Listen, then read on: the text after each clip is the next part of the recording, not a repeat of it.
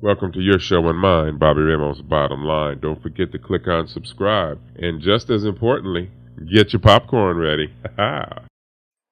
Welcome back to your show and mine, Bobby Ramos' Bottom Line. I want to thank everybody for coming back today and checking this out. Don't forget to hit subscribe. Don't forget that. It's real important. But anyway, yesterday was the 1-year anniversary of the passing of the late, great Kobe Bryant. That's why you see I got my Laker gear on, got my Kobe hat. And I had this before. I've had this stuff for years. I was a fan of Kobe's. And I won't say untimely death, because I hate when people say that, because basically isn't everybody's passing kind of untimely? Barring Adolf Hitler, everybody's death is kind of untimely. But a little bit about what I knew about Kobe personally. You know, we all know that he's from Philadelphia. And really a smart guy. But I felt really bad for him for such a superstar. Like, I felt bad for him just as a human being. When people forget, when he was in the All-Star game back in Philly, he wasn't beloved by his home city. They booed him. He came there as a Laker in the All-Star game, and they booed him. And now they act like they just, he's one of their own and this and that. They booed him in the All-Star game. And I'm going to have to save it for my book, but I know why. Jim Brown hated Kobe Bryant with a passion. He could not stand Kobe Bryant. And there's a major reason for it. People haven't talked about it. I haven't read it anywhere, but I know he said it to me. And yeah, I have it on tape. But Jim hated Kobe Bryant. I talked about him being from Philly. Well, his father, Jelly Bean Bryant, played with the 76ers back in the NBA. He was an NBA player himself. But he moved the family to Italy. That's why Kobe speaks fluent Italian. When you go to my website, BobbyRamosBottomLine.com, shameless plug, yeah, it was. But anyway, when I have the montage on one of the pages of all these stars and superstars who I've talked to, you hear Kobe, and I said to him, I had him read the promo for my show. And he read it in English. I said, Kobe, now read in Italian. And he goes, I don't speak Italian. I said, Kobe, come on, man, stop it. Just read the thing in Italian. Because I knew he did. And he read it. He read it in Italian. So you could hear it on my website. Also, it was great to see. I used to root for him and Shaq when they were with the Lakers. And I'm a big Shaq fan. And I know they had their falling out, but I'm glad over the last few years they got back together and they forgave each other. And there's a great show that I think was on NBA TV with them sitting down for an hour. Watch it. You'll learn a lot. It was just a great show about them getting along, but why they were butting heads. Most of the reason why they were butting heads. It was amazing. He was a great father. His daughter, as you all know, was probably going to play, but she was a great basketball player. How can you not be when Kobe Bryant's your father? But looks like she was going to UConn to be under Coach Gino Auriemma.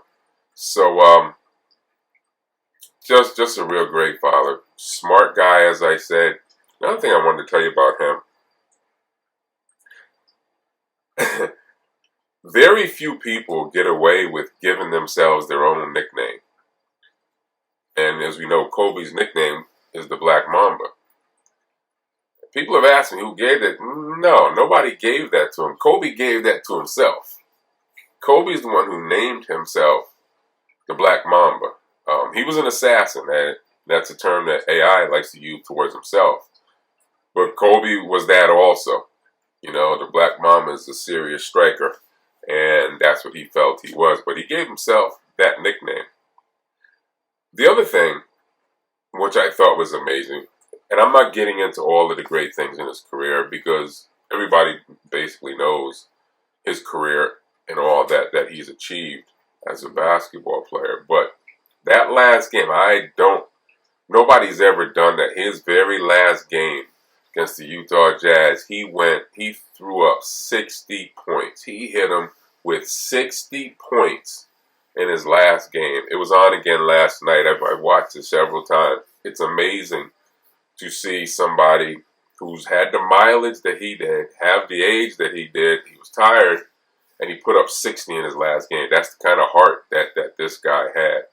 But when he said one of the funniest things, and he was going on to do children's books and children's movies and stuff like that, he was going to become a media mogul himself, which is what LeBron's trying to do now.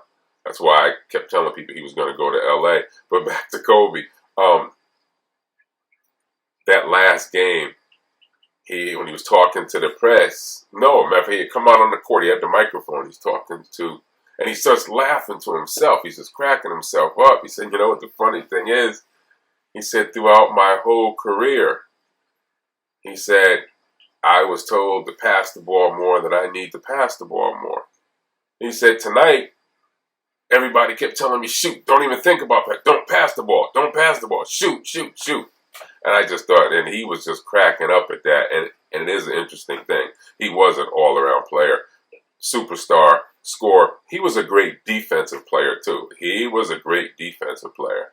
But as he said, the one guy, and I'm going to end on this, he had a lot of battles with a lot of other superstars, including Michael Jordan, who he admired big time. I didn't want to get into, because he had a stormy relationship with his father, but I won't get into that. But anyway, he really, really, really said the one guy he had to keep an eye on, because he never took his foot off the pedal, was Allen Iverson. He said Iverson was the one guy you could not rest for a second, because he just kept coming after you. He just kept coming after you. So I just wanted to put that out there. May he rest in peace. Shameful he has a beautiful wife and one daughter left, but her mother, shame to her mother. It's shameful that she's suing the family for millions of dollars, saying that they owed her back money for babysitting. She wants the Mercedes and all of that kind of garbage.